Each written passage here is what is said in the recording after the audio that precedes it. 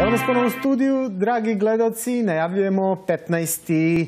jubilarni filmski festival Slobodna zona koji se ove godine održava od 7. do 12. novembra. Naravno, navikli ste u 3 grada, Beograd, Niš, Novi Sad.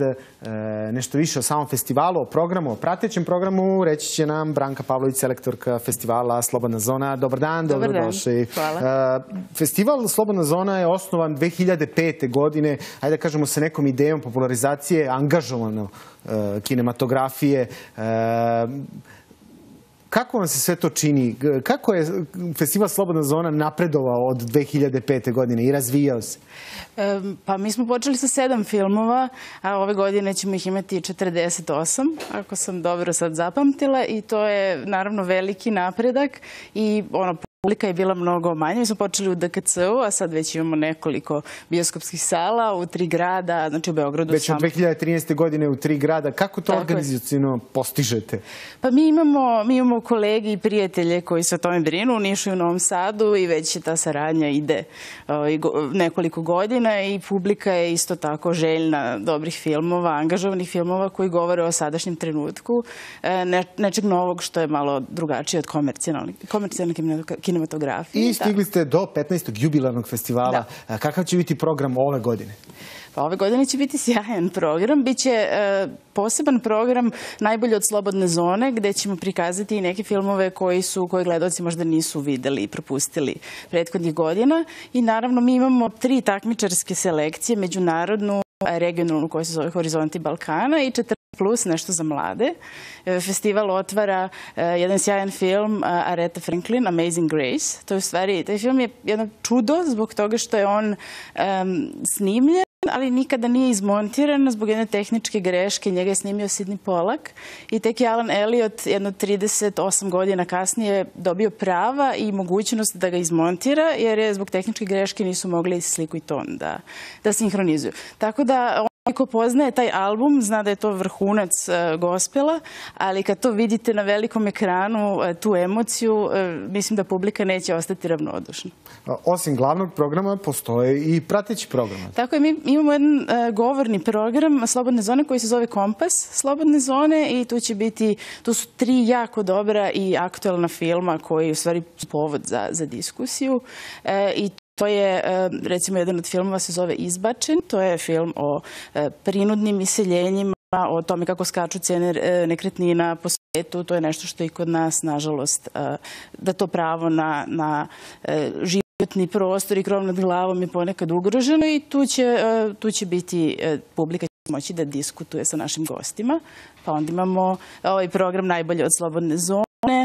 Imamo taj program za mlade, imamo masterclass Denisa Kotea, jedan značajan kanadski reditelj će nam biti gost i prikazat ćemo i 4 njegova filma. Ja bih pozvala gledaoce, gledateljke da dođu i direktno sa njim kontaktiraju, pričaju, da se prijave za masterclass preko našeg web sajta i da poslušaju, jer to je jedan autor specifičnog senzibiliteta, interesantan i to je, eto, jedinstvena prilika. Slobodna zona jeste pravo mesto gde ljudi i ljubitelji, da kažemo, angažovanog filma mogu da pogledaju filmove koji nisu, ajde da kažemo, u redovnim bioskopskim repertoarima. A koliko prostora u stvari imaju trenutno, koliko prostora ima angažovana kinematografija? Pa sve više, mislim, dokumentarni filmovi u posljednje vreme su nekako i popularniji i neću da kažem bolji, ali interesantniji od igranih, od neke standardne hollywoodske produkcije. Tako da ja mislim da su gledaoci željni takvih stvari i nekih tema koje su možda se i njih lično više tiču od neke fikcije. Tako da to je nešto, mislim, publika Slobodne zone raste svake godine i menja se. To je puno i mladih ljudi, i studenata, pa onda nekako sad za 15 godina su neki porasli, odrasli sa nama, učenika, odnosno studenata filmskih škola, tako da imamo, ponosni smo na našu publiku. Sad, što se tiče Beograda, za sve Beograđane, u kojim sve dvoranama će ljudi moći da vide ove filmove u Beogradu? Evo, imamo Znači, ovi posebni programi su u kinoteci. Zaboravila sam da kažem jedan program koji je posvećen 30. godišnjici pada Berlinskog zida. Bilo bi divno pogledati Nebo nad Berlinom, recimo, u kinoteci. To je jedna od lokacija. Naša matična lokacija Dvorana kulturnog centra, onda Dom omladine.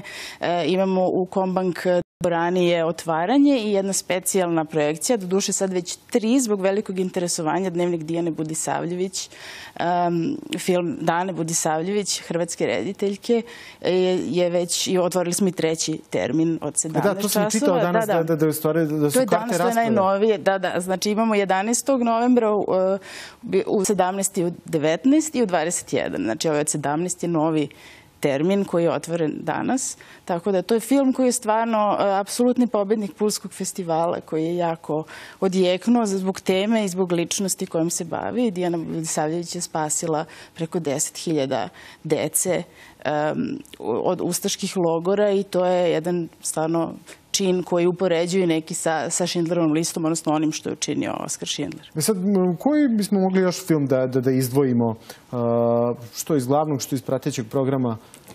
Pa iz glavnog programa ih izabrala jedan film koji se bavi filmom i bioskopima i koji se zove Razgovor o drveću. To je inspirisano jednim citatom iz Bertolda Brehta. Taj film je sudanski i to je nešto što možda nije publici toliko blisko. 4 veterana sudanske kinematografije, znači oni imaju oko 80 godina, odlučuju da ožive jedan bioskop u blizini Kartuma u Sudanu. Tamo su zabranjene javne bioskopske projekcije već 30 godina i to je onako jedan vrlo duhovit, vrlo tužan i vrlo angažovan i ja mislim interesantan film. Branka, vi ste i selektorka ovog festivala. Sad mene interesuje